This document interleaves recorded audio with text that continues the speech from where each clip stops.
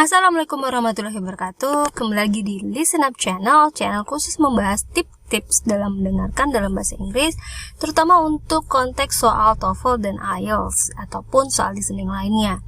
Materi kita kali ini adalah cara mendengarkan atau tips dalam mendengarkan punctuation. Jadi punctuation itu adalah, kalau diartikan ke bahasa Inggris, adalah system of ke dalam bahasa Inggris, maksudnya definisinya dalam bahasa Inggris adalah system of symbols, sementara dalam bahasa Indonesia ada tanda baca. Nah, jadi punctuation ini biasanya ada di soal listening ketika menyebutkan email ataupun website. Biasanya ini paling sering keluarnya di soal IELTS. Nah, tentunya kita harus mengenal tanda-tanda baca dan cara membacanya atau cara menyebutkannya dalam bahasa Inggris, supaya ketika mendengarkannya dalam soal, kita tahu apa yang harus kita tulis. Nah, contohnya adalah tanda baca titik. Titik biasanya dibaca dalam bahasa Inggris adalah full stop atau dot. Dot itu biasanya ketika menyebutkan email ataupun website.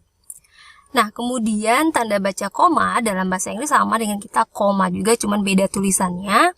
Dan tanda baca tanda tanya biasanya dalam bahasa Inggris kita sebutkan sebagai question mark.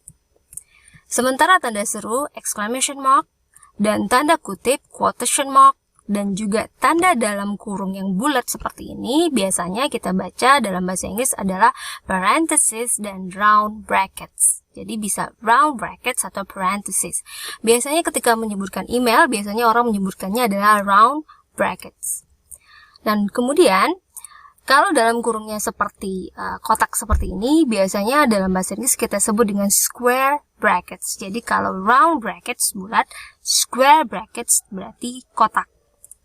Sementara garis miring dalam bahasa Inggris kita sebut sebagai slash. Jadi kalau dengar kata slash, maka garis miring. Dan tanda istilahnya Indonesianya itu strip ya. Tanda strip ini biasanya kalau tanda stripnya di tengah dan dia pendek, maka kita bacanya hyphen. Tapi tanda stripnya panjang, itu kita bacanya dash. Jadi beda dash dan hyphen adalah dash lebih panjang, hyphen yang pendeknya.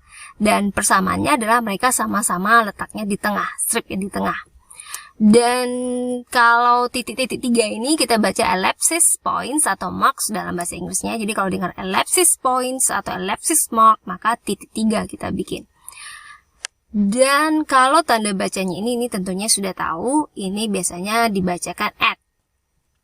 Dan kemudian titik 2 dalam bahasa Inggris dibacakan colon, sementara tanda kutip 1 apostrophe, jadi dengan kata apostrophe tanda kutip 1, quotation mark 2, colon titik 2. Sementara kalau gabungan titik dan koma kita bacanya semicolon.